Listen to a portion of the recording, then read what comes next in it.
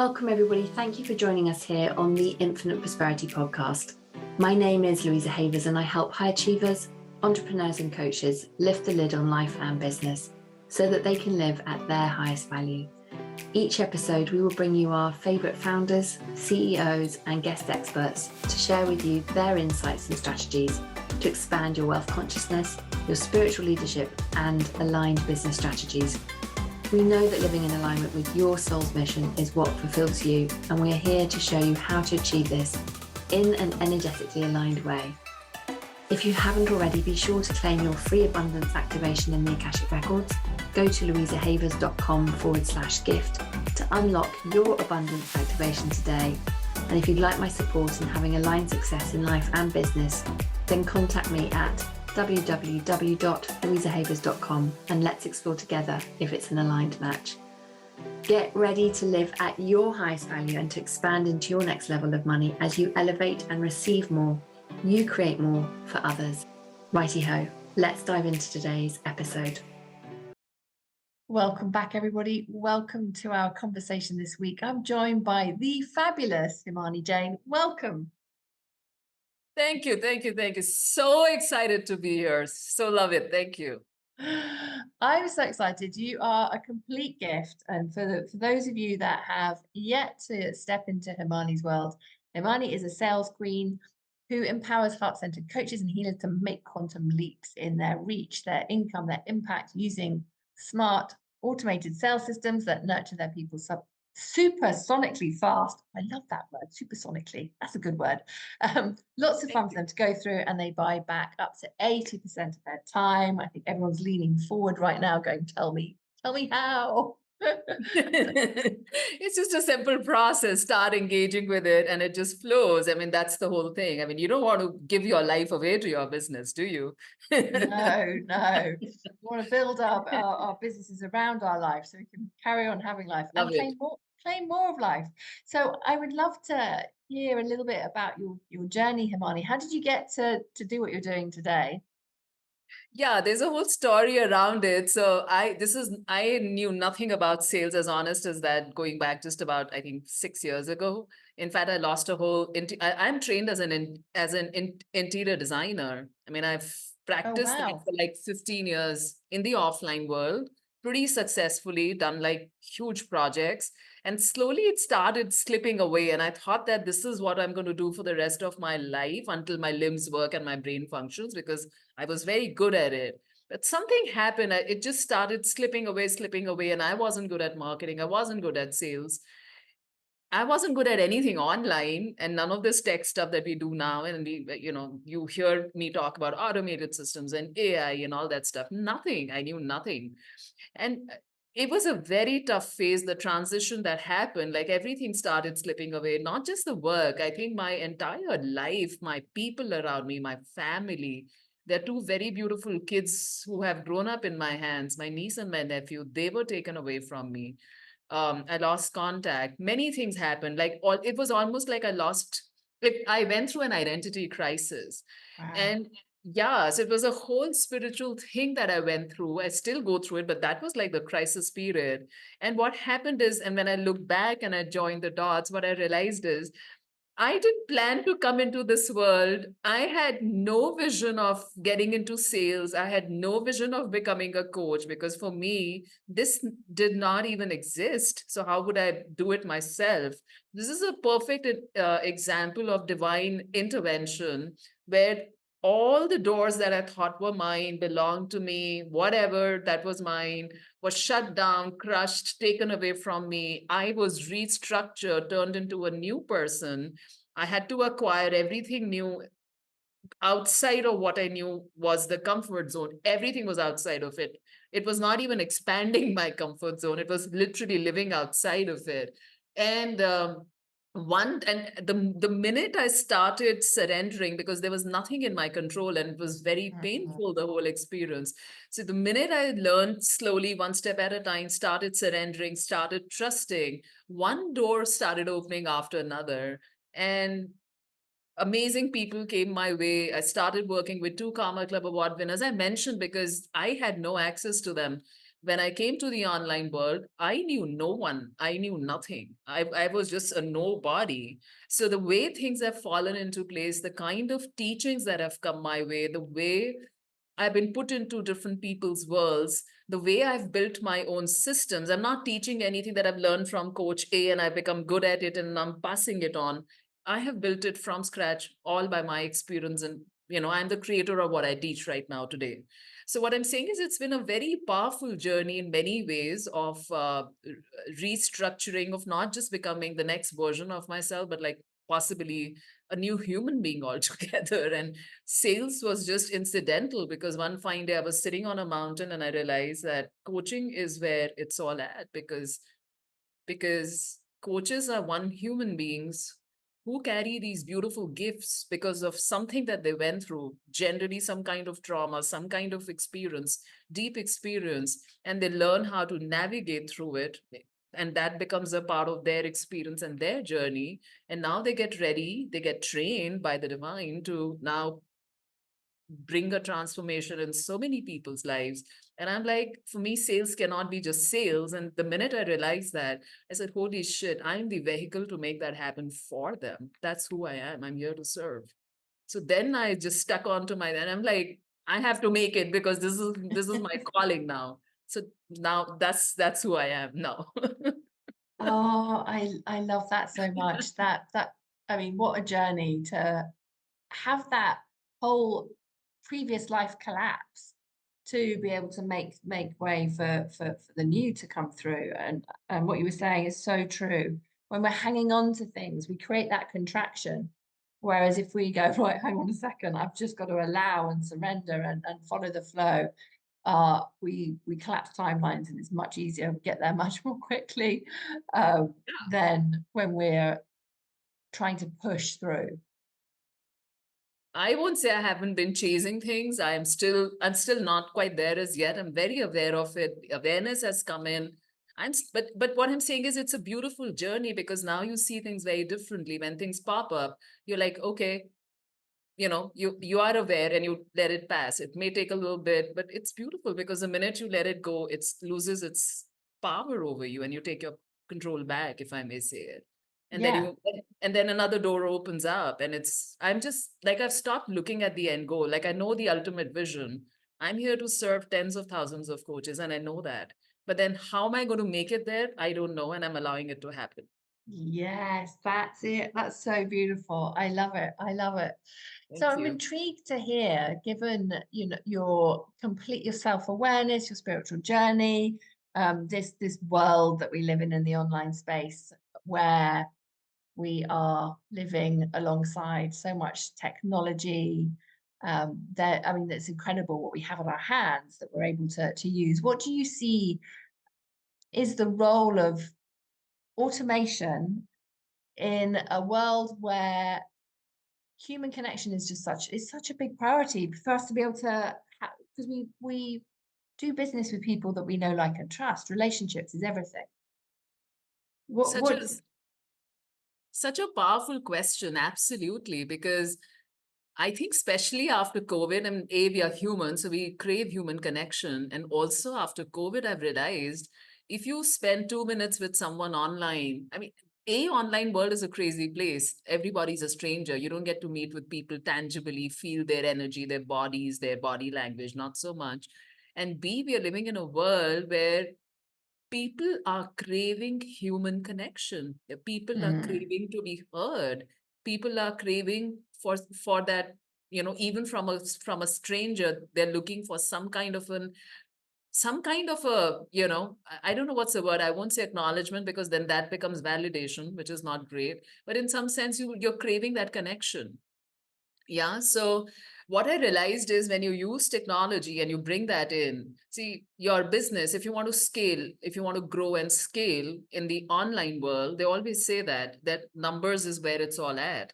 Now imagine having to humanize the connection with tens of thousands of people. You're going to go crazy. You're asking for trouble. You're going to get overwhelmed. And which is what the biggest problem in the online industry is. We all know mm, that. So what I have found is the best mix is the initial connection, the first outreach, as we call it in our world, or reaching out to a larger number of people, we automate a lot of that because then we let people raise their hands up or not, because Mm, that's up to them. mm, Also for a lot of different tasks, like, like I keep holding my workshops and my master classes. So if I want to remind them, I want to send them which are static messages, but I want to personalize it. I want to send them through my personal message inbox, not like send it out in an impersonal way. Or email also has a very poor open rate, so we do that. But I'm just saying, if I want to humanize it, I want to even send some voice messages to some people. So then what I do is I automate all of that. So that saves mm, me a lot of time. And then what happens is I have engaged some, now these are my whole, this is part of my process. At every stage, I create an obstacle. I create intentional obstacles so that people get a chance to go through those obstacles or not. So people who like to stay inside their comfort zone, people who are not yet quite ready to take the action, people who are not quite ready to move forward in your world, whatever it is that you're offering, they kind of drop off the grid. And the ones who keep moving, because imagine there are multiple stages, multiple touch points, multiple milestones, howsoever it makes sense, or multiple stages. And the ones who keep navigating together with you, of course, they don't realize that the journey was created by you, because that's what I do the best. But the ones who take action and keep moving, now you know who are your best people. Now, mm. now what you do is just that small number of people. Like if I use the automation as an example to connect with 1,000 people, now there may not be more than 100 people or 50 people at one given point in time with whom I can build a human connection. So I double down on building human connection, adding value, leaving voice notes, getting to know with them, maybe getting on a Zoom call. I can afford to do that. I spend time with my people. All my people inside my mini world, I know them. I know what's going on with them. I know, like, it's a one-on-one interaction. So Mm. they become like big fans and they keep moving together with me. They like to stay in my world because they see a lot of shift happening. So that's how I balance the two. I love it so much. I think you're absolutely right. We need that balance because, I mean, automation's beautiful because it can give you your time back. And like you say, then you're having conversations with the people who are ready to have conversations with, and that you can help because you've been able to set it up in that way. I think that's beautiful. I think there's a real place for both, and it's interesting how so many people you I mean, I'm sure you see these ads as well on Facebook and all the other places where people will use that marketing where they're sort of saying, well, that doesn't work anymore, that's rubbish, you've got to automate everything. um, Chat GPT is that can only do anything through Chat No, no, GPT, no, and I'm no, no. like, no. No. I talk about AI, and the other day I was sitting in my workshop. It's a closed environment, and I announced, suddenly I was going through a slide, and I looked up and I said, "Do you guys know? I'm going to share with you one secret. I still don't know how to use Chat GPT. I kind of know, but I'm not good at it. Like, I know, okay, this Yeah, exists. This is well, where that you go. This is where you put the prompts. But if you ask me to teach you, because I love to teach and share, I am not the person. Because for mm, me, I am the creator. Chat GPT can just it's great. It's a great productivity tool. And when I have the time, I'll invest the time and I'll get really good at it. That's a no-brainer. But for me, Chat GPT or any such tool just gives me a sum total of what already exists in the world of the internet. what yes, what I am thinking and what I'm creating, what is getting passed on through me is not limited to that. no, It cannot it cannot it cannot take care of that. It cannot overpower that. It cannot overrule that. It's not even possible, because otherwise the role of the creator, the universe, the whole co-creation process will stop existing. I don't believe in that. So I no. believe, so it's very powerful because things have happened. I've created things through receiving messages and downloads. So how can ChatGPT do that for me? You can't. Yeah, it can't. It can't. Yeah, it's a beautiful productivity tool. It is amazing, but I think this is where the nothing will ever replace human intuition and the divine downloads and the spirituality. And I think in this world, from everything that you've been sharing, there is a real calling for more and more people wanting to be able to really expand that, tap into that, so that they can live the life that they came here to make, and for coaches to be able to make the impact that they came here to make through that intuition, through that human connection.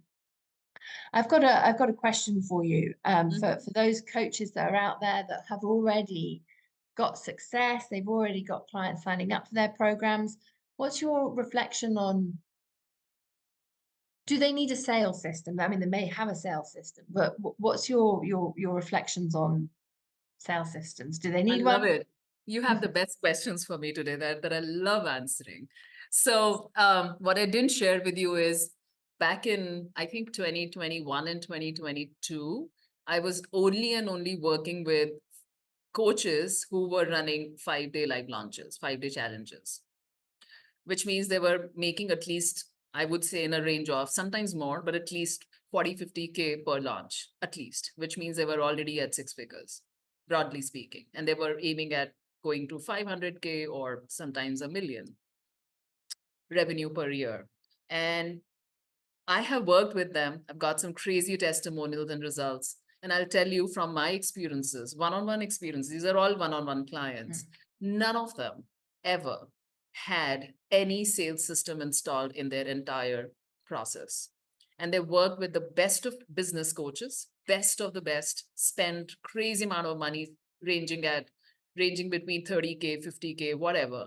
And best of coaches, they're brilliant coaches. There's nothing wrong with them. And they teach sales, but what they don't teach, because it's not a part of business coaching, sales is very different than business. And there are advantages of having a sales system. And I'll tell you very quickly, one or two of them. Sales systems is actually, they teach you the tactical pieces of selling. They're not like, okay, this is the client getting processed, this is the email, this is the post, this is your script, this is how you're going to talk in a call, this is your sales call. I mean, this whole thing around sales calls and all of that, we don't follow any of that. So they don't have that system. And the minute they install that system, it is very, very easy and fast for them to install because it gets done once. And then it's almost like creating a pipeline. It's almost like creating a drainage. Or if they have that, it's generally super clogged. You just unclog that whole drainage pipe. And depending upon how much your capacity is, you can easily, I've been saying this, you can quadruple your revenue in literally a quarter if you're ready. It's that powerful. If you are at 100K, you can literally jump over to 250K, 500K very, very fast, and so on and so forth. It's so, so important. And the other thing I want to bring everybody's attention here, whether people even are at 10K, I don't care. I mean, people could be at 50K, people could be at 100K or wanting to go to 250K. The point is, everyone who's working with clients today, every coach and every healer who's working with clients today, up to 80% of the revenue, whatever they're making, doesn't matter. Wherever they are at, doesn't matter.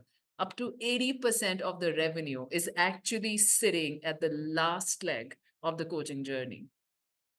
In order to make, where you think this is it, I'm doing well, maybe I can add a couple more clients, engage a couple of more strategies. And you reach a certain point, what you don't realize is you're still like making, possibly you can still go 5x from there. But just adding, because 80% and 20% is just 1/5 of the total. And it's super easy to do it. The further away you are on that curve, the more you're making, the faster you will be able to jump over to the other side. Because it's that one piece that's missing, and that's what I teach. That's incredible. I love how you've been able just to help people to really see that it doesn't have to be like a linear journey, as so often people can, particularly I think if you're newer on your journey, but for those that have been in business for a while, recognize that you can have those leaps. And it's amazing how systems help you to do that. They're essential for holding the container of the business and for being able to look at the specific things that, what's working, we're going to do more of that. What's not working, we're not going to do that. To be able to make that bigger impact.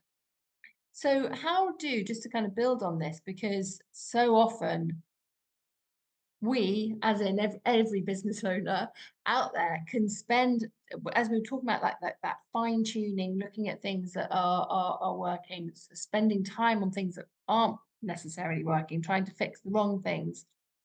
From your perspective, how how do you help people find the leaks and the bottlenecks in their business Yeah, quickly? great question. It's the easiest thing to do. So it's going to get a little technical to answer, but yeah, there are two ways we do it. One is we build a pipeline and we mark off stages and we call it different names, and then we see and we map it out. There are ways to do it. We also do KPIs for people who are a little more advanced. If you're not, that's fine too. Or we do, like a simpler version of it.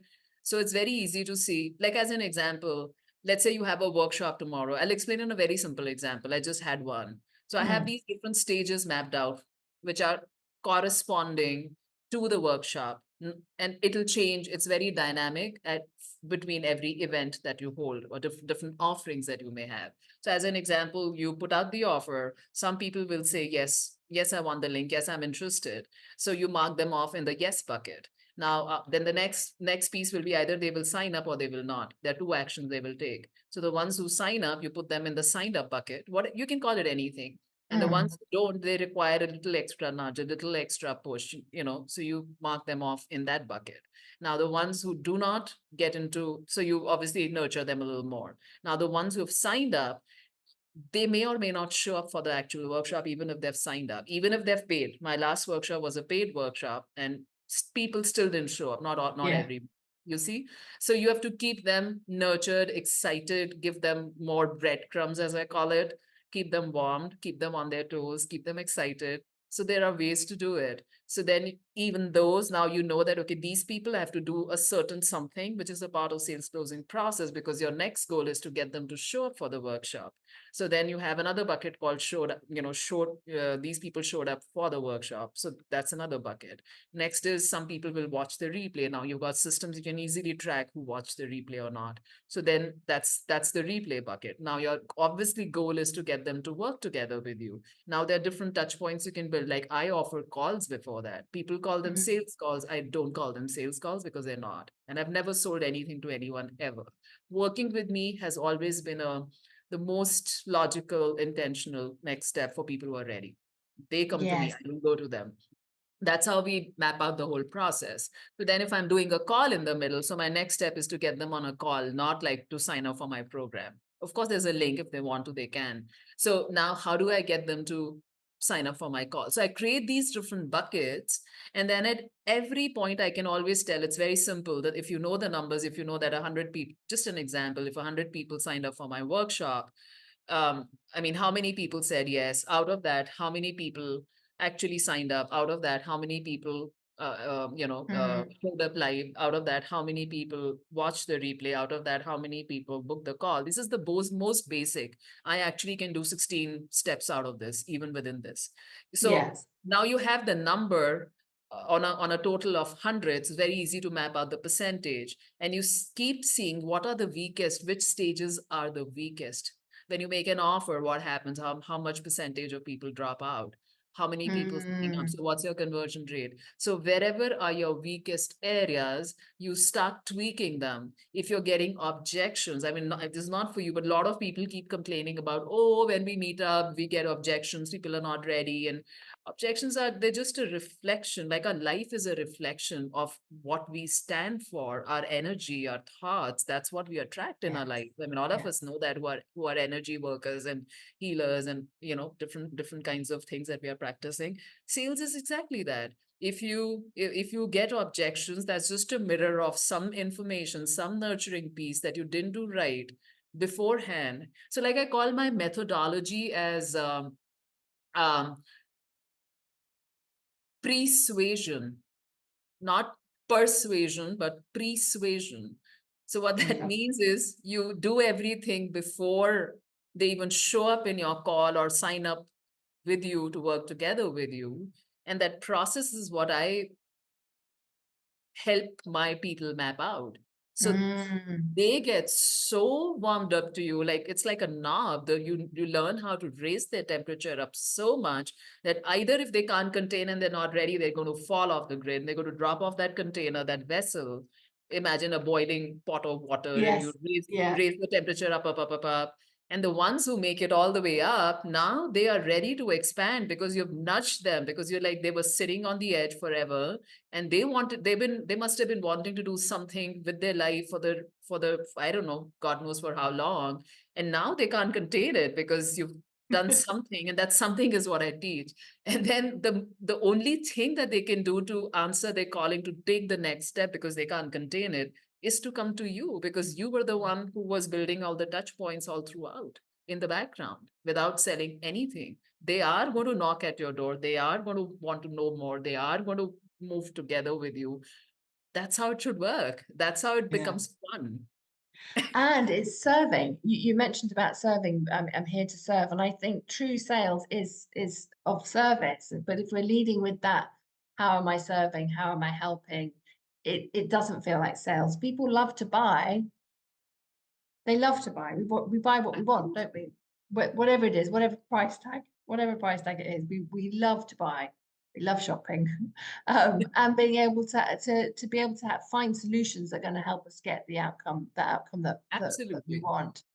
Yep. Yeah, powerful stuff. And I think that everyone will be writing down, because there's so many times as people are growing that there will be different points along the way where there are leaks, there are bottlenecks. So often the business owner is the bottleneck, that squeeze point that happens for people. And then that's sure sign. You've got to look at something, tweak your system, something needs fiddling with to get that flow back in. Oh, there's so much gold here, Himani. Thank you so much. Thank you. Just to kind Thank of you. wrap up, what would you say are the top 3 tips then for entrepreneurs that have been listening to this conversation? 3 tips to get more clients. Number 1, don't be scared of jumping in on a call with your people. Do not think they are sales calls, because what you've been taught, everything, whatever connotation that you have in your mind about the sales calls, is just being planted in your brain, that it's not really actually true. Sometimes I feel it's been planted to keep us stuck. I also went through that, so I know it. It's like going on a date. Like if I texted you and I started having the best conversation with you in text, and and we had, for the next 1 month, and we're like the biggest fans of each other, we fall in love. Will you come and will you say yes to marrying me without ever getting to meet with me? Yes. Meeting is so important. Putting the face to the conversation is so important in my world. There's nothing sales about it. We don't sell. If you find, number 2 is, if you find yourself selling or having to prove your worth or having to re-explain what your program is about, its benefits. I don't know what you do. I don't do any of that. I do a good job of that in the pre-suasion process. If you're doing any of that, that means there's something you need to tweak, and don't be afraid of it. Don't be nervous. It's all good. All systems are in place. Uh, Feel free to come to me. Feel free to go to anyone else. Feel free to go to your business coaches. But understand that it's all tweakable. It's all fixable. And the third thing is, connection is where everything is at. If you learn the skill set of building high touch, high rapport with your people. See, this is the difference between, let's say, I don't know, a Tony Robbins and us. I'm not that big. I don't plan to go that big. I don't even want to be that. There's nothing wrong with that. But a person of that level and stature, what is the missing piece in their business, and what is the edge that we have over them? He cannot reach out to you ever, even if he wanted to. We can personalize and humanize the connection. So make use of those DMs. Don't buy into cold DMs and stuff like that. There's nothing cold about a DM. DM is just a message. It's just a string of words. What is cold? Cold is the audience until they get to know you. So your job is to learn how to turn the temperature up and make them warm to you. There is nothing called cold DMs, guys. So don't be afraid. Go out there. You have amazing gifts that if you are a coach, trust me, it's not easy to become a coach, because it requires 180 degrees personality shift. I mean, I think Louisa would agree with that. And if you are that, you are the blessed one, and you have the endurance, and you've gone through something which is of super value to humanity as such. Do not let all this come in the way. Go out there and make it happen. Oh, I love it. Yes, yes. How can people come into your world and to lap up more of your wisdom, Himani? And I know you've got a free gift as well. So please tell us all the things. Sure. We built this amazing, simple 3-minute hot AI powered quiz. It's a sales quiz. It tells you where you are at in that process, in that journey. We map like 4 milestones. It takes like 3 minutes. It's like, I think there's just radio buttons on each page. You just go click, click, click, click next. And, just do Perfect. that. It's so much fun. And it'll give you a lot of perspective. It'll give you instant results. Keep an eye on the email and it'll just send you some good juiciness. Oh, that's awesome. Thank you so much. And I know you're on Thank you. Facebook as well, so people can come and find you on there. And Awesome. Feel free to message me. I'm a DM gal. I live on Messenger. I am happy to talk to anyone. I'm always available. I'm very approachable. I'm not one of those don't reach, can't reach. No, yeah, feel free to talk. that's beautiful. Thank you so much. you. That was just absolutely incredible. And I hope you'll come back again. Thank you to all our listeners. We hope you've enjoyed this conversation. Do come and find me and Himani on Instagram, Facebook. Tell us what you thought of our conversation. And please do share this episode with anyone that you think it will help. Until next time. Awesome. Thank you so much. I so love all the listeners here. And I would love to connect with as many of you. Would love to know, what did you think about this? Did you find it radical, this information? Did you find it useful? You want to leave some comments? I'd love to read them. And awesome. Have a beautiful day, guys. Thank you so much, Himani. And until next time, everyone, sending you all lots and lots of love. Thanks for listening to the Infinite Prosperity podcast. And if you like what you've heard and want to know more, please go to louisahavers.com. We just appreciate you so much. So thank you for listening and hanging out with us. If there's anything that we can do for you, you can email us at louisa@louisahavers.com. Let my team know if you have any ideas for shows that you'd love to hear or topics you want me to talk about. Really looking forward to hearing from you. All right, that is it for this week, everybody. Thank you so much for joining us for today. Looking forward to connecting with you again. Until next time, namaste.